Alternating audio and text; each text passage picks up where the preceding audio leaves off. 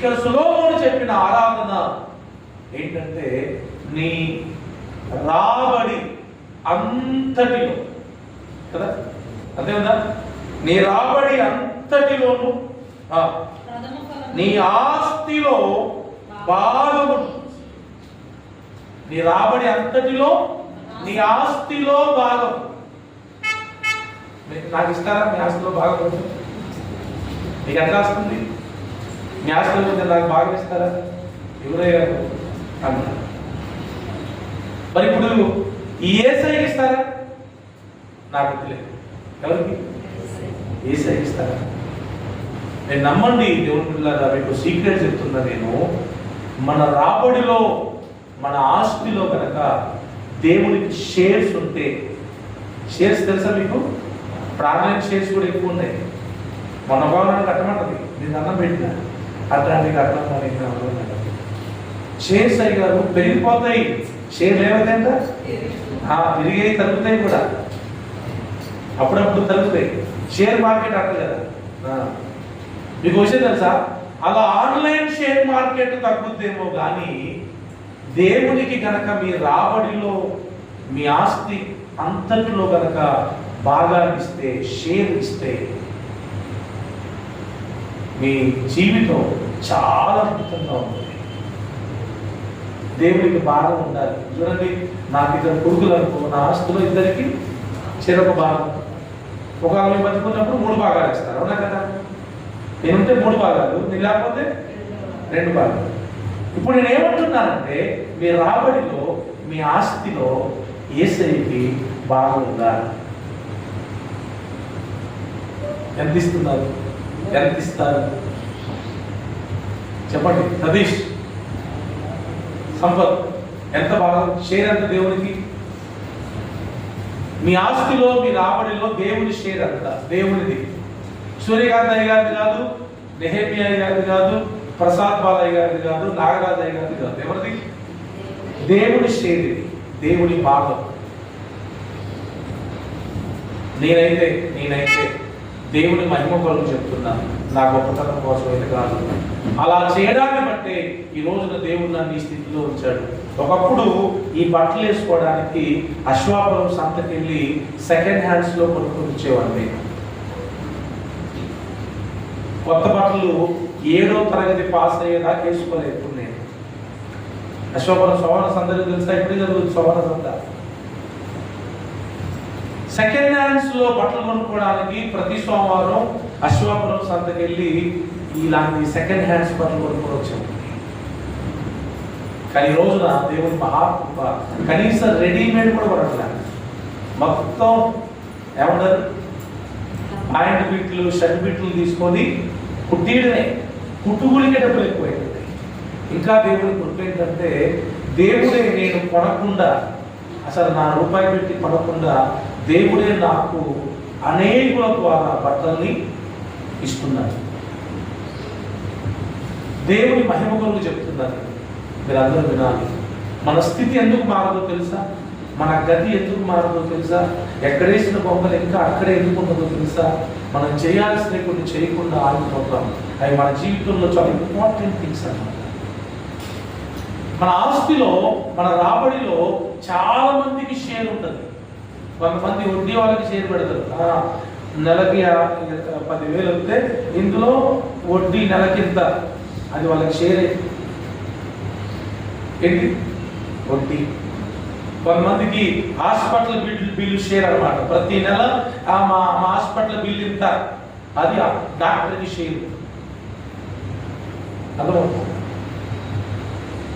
నేను దేవుని మహాకృపను బట్టి ఫస్ట్ 10% తీసేవాడిని, రెండవది 20% తీసేవాడిని, మూడవది 30% తీయడానికి ప్రభు చూపుతున్నారు.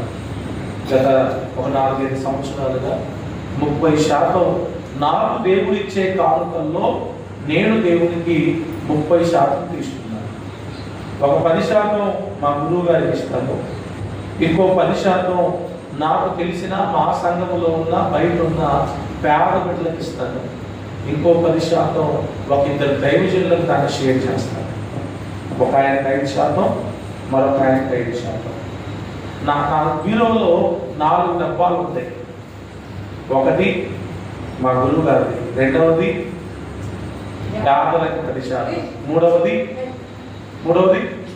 ఇంకో ఇక్కడ అయ్యగారు చెప్పాగా వాళ్ళది, నాలుగవది 4 డబ్బాలు ఉంటాయి.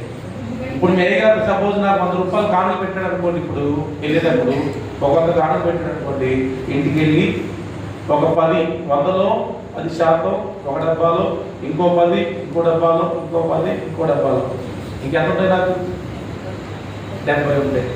3 డబ్బాలు 3 10 పెడితే ఇంకా 70 ఉంటాయి. అదే 1000 రూపాయలు పెట్టాడు కనుక ఒక 100 ఒక డబ్బాలో, ఒక 100 ఇంకో డబ్బాలో, ఒక 100 ఇంకో డబ్బాలు, 300 ఒక ఎంత ఉంటాయి?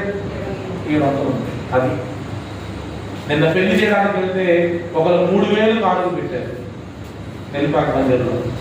3000లో 300 ఒక డబ్బాలు, ఇంకో 300 ఒక డబ్బాలు, ఇంకొక 300 ఒక డబ్బాలు పెట్టేసారు.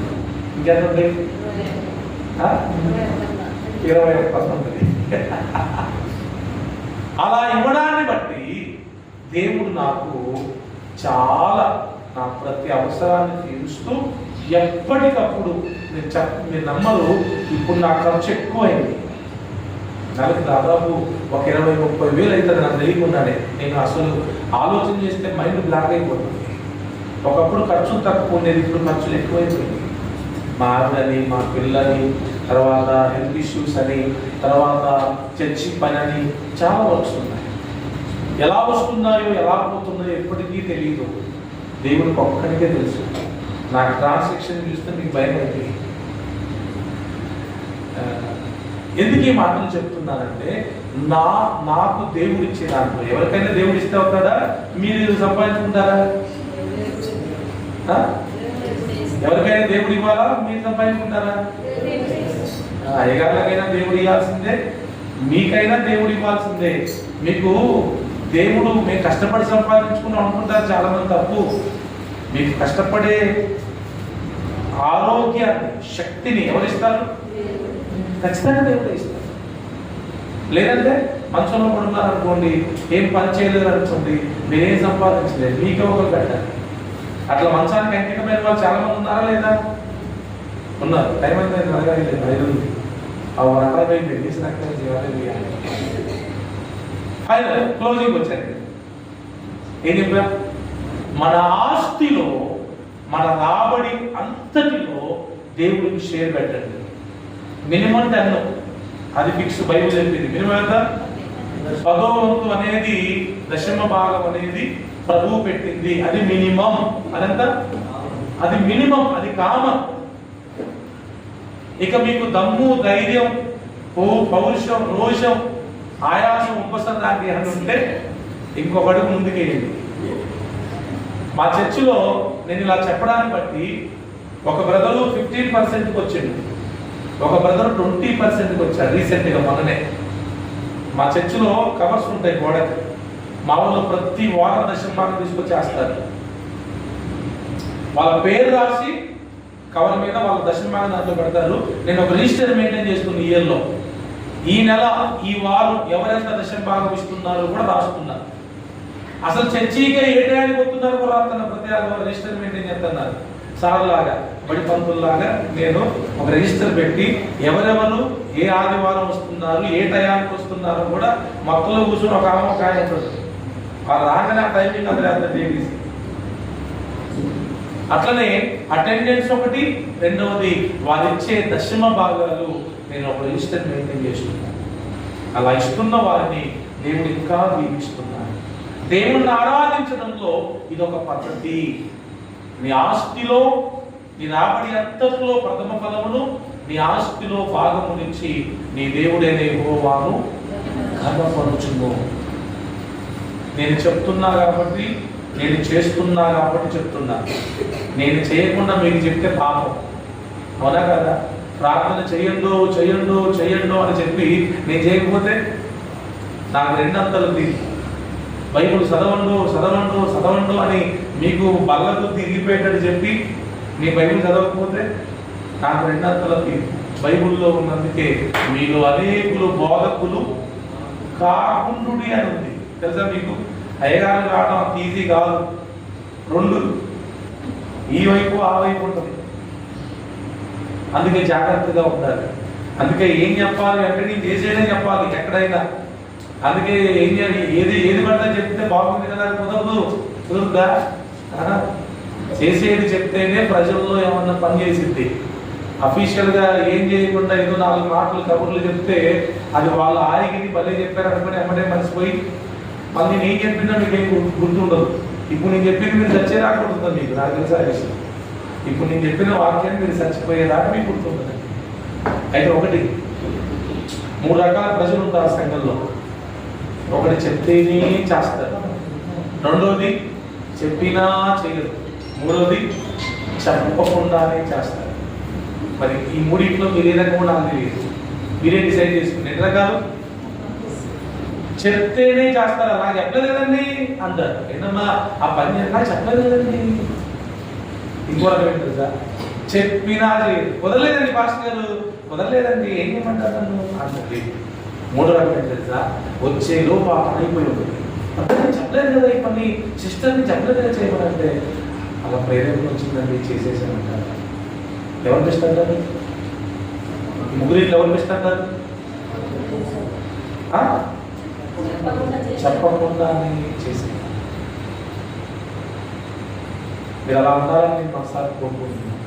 రైతులో రెండో మాట చెప్పి ముగిస్తాను నేను. రెండో దేవుడిని ఆరాధించడం తెలుసా, మనం ప్రభువు గురించి. క్రిస్మస్ అంటే క్రిస్మస్ ఆరాధించడం కదా, గుళ్ళు కూర్చొని ఆరాధించడం కాదు. ప్రభువు పుట్టాడనే విషయాన్ని ప్రపంచం అంతటికీ తెలపాల్సిన బాధ్యత మన మీద ఉంది. It is our responsibility to preach gospel. దేవుని సువార్తను ప్రపంచం అంతటికి చెప్పాల్సిన బాధ్యత మన మీద ఉంది. సువార్త చెప్పటం కూడా దేవుణ్ణి ఆరాధించడమే. సువార్త చెప్పటం కూడా దేవుణ్ణి ఆరాధించడమే. ఈ కనీసం ఈ క్రిస్మస్ నెలలోనైనా మీరు కరపత్రాలు పంచండి, కొన్ని కుటుంబాలకు వెళ్ళి సువార్త చెప్పండి, కొన్ని గ్రామాలకు వెళ్ళి సువార్త చెప్పండి. మీ ఇరుగు పొరుగు వారికి, మీ స్నేహితులకి, మీ కొలీగ్స్కి, మీ నైబర్స్కి ఏం చెప్పాలి? యేసయ్య నీ కోసమే పుట్టాడమ్మా, యేసయ్య నీ పాపాల కోసమే చనిపోయాడమ్మా, యేసయ్య మన కోసమే తిరిగి లేచాడమ్మా, యేసయ్య ద్వారానే మోక్షం వెళ్ళగలం, యేసయ్య రక్తమే మనల్ని కడుగుతుంది, యేసయ్య లేకుండా మనకి మోక్షం లేదు. ఇదే సువార్త. యేసయ్య నిజమైన దేవుడు. 4 మాటలు ప్రభు గురించి చెప్పి ప్రభుని ఆరాధన చేయాలి. అవునా? బర్త్డే బాయ్ హ్యాపీగా ఉండాలా, బర్త్డే పార్టీలో ఉన్న వాళ్ళు హ్యాపీగా ఉండాలా? మరి చిత్రం ఏంటి తెలుసా, యేసు ప్రభు ఏడ్చుకుంటూ ఉంటాడు ప్రతి క్రిస్మస్ అన్ని చర్చిల వల్ల. ఇది నాకు నచ్చింది ఒక్కళ్ళు చేయట్లా, సంఘంలో ఉన్న వాళ్ళు యేసు ప్రభుకి నచ్చింది ఒక్కడు చేయట్లా. అందుకే యేసు ప్రభు ఎలా ఉన్నాడు? బాధపడుతూ ఉన్నాడు. మనం మాత్రం వచ్చింది క్రిస్మస్, వచ్చింది, తెచ్చింది, పండుగ తెచ్చింది, ఎగురుడు, రాజీవేసుడు, క్యాథలిక్, గోస. బర్త్డే బాయ్ ఏమో చాలా బాధపడుతూ ఉన్నారు. అమ్మ వింటున్నారా? మనం ఆనందంగా ఉండటం ముఖ్యమా? పుట్టినరోజు జరుపుకుంటున్న యేసు ప్రభుని ఆనందపరచడం గొప్ప విషయమా? యేసు ప్రభుని ఆనందపరచడం 2 విషయాలు చెప్పాం మీకు. ఒకటేంటి? నీ రాబడి అంతట్లో ప్రథమ ఫలమును నీ ఆస్తిలో భాగాన్ని ఇచ్చగలగొచ్చు. రెండోది ఆయన పుట్టుకను, ఆయన జన్మను, ఆయన జీవితమును, ఆయన మరణమును, ఆయన పునరుద్ధానమును, ఆయన ఆరోహమును, మళ్ళా ఆయన తిరిగి రాబోతున్న 2వ రాకడను గురించి ప్రజలకు సువార్త చెప్పి ప్రభువుని సంతోషపరచండి. అలా క్రిస్మస్ చేసుకోండి. కానీ ఒంటి క్రిస్మస్, పంటి క్రిస్మస్, ఇంటి క్రిస్మస్ అంట, ఈ 3 చేసుకుంటారు. పండికి బాగా తింటాం, ఒంటికి మంచి బట్టలు, ఇంటికి మంచి రంగులు, అయిపోయాయి క్రిస్మస్ అంటే. అది కాదు క్రిస్మస్ అంటే. మీ అందరికి వందనాలు. దేవుడు మిమ్మల్ని అందరం దీవించుకున్నాను. చిన్న మాట ప్రార్థన చేద్దామా? మోకరిస్తారా? కళ్ళు మూసుకుంటారా? చిన్న మాట ప్రార్థన చేద్దామా? యేసయ్యా